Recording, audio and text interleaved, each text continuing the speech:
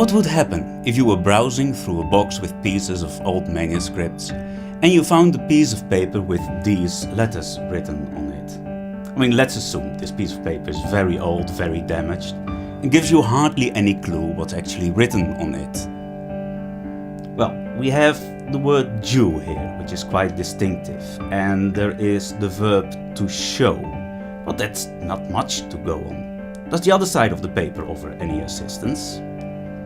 Well, this might be the phrase, purpose I was born. We seem to have here the end of the word world. Could it perhaps be from the New Testament?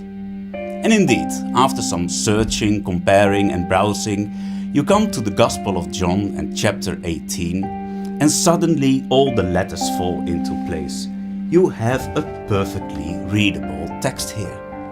And the same is true for the other side of the paper. The text runs as smooth as you can imagine. We have here a manuscript from John 18. Something like this happened to a certain scholar back in the 1930s, when he was sorting out a box with papyrus manuscripts with Greek texts. On one of these fragments he found the Greek equivalent to the English letters and words of John 18. On the basis of the handwriting, this fragment was dated to the first half of the 2nd century, and despite the discovery of other old papyrus fragments of the New Testament, this manuscript is still the oldest we know of. The text of this copy of John describes how Jesus accuses one to have him crucified by the Romans, and the last letters on the front of this fragment come from Pilate's question to Jesus, "Are you the King of the Jews?"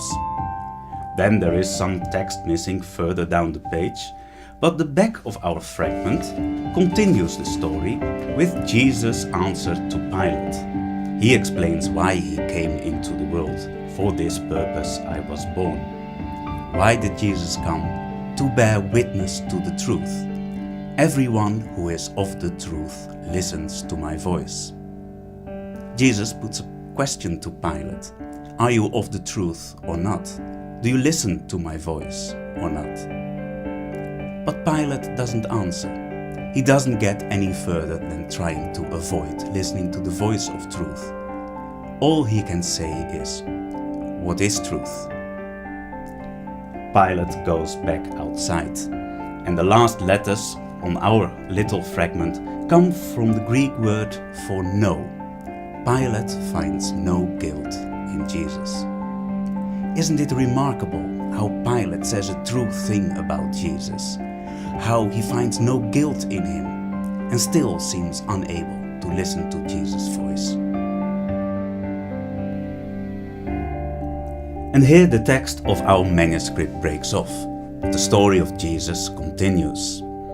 In the part that is missing from this manuscript, but present in many others, we read how Jesus was flogged, beaten, nailed on the cross and died, but rose on the 3rd day. And his followers preached the good news, and thousands believed it. And many people copied the Gospels that contained the teaching of Jesus and produced thousands of manuscripts over time. Most of the very early manuscripts have perished over the ages, but some of the very early ones survived, and this fragment is the oldest one known so far.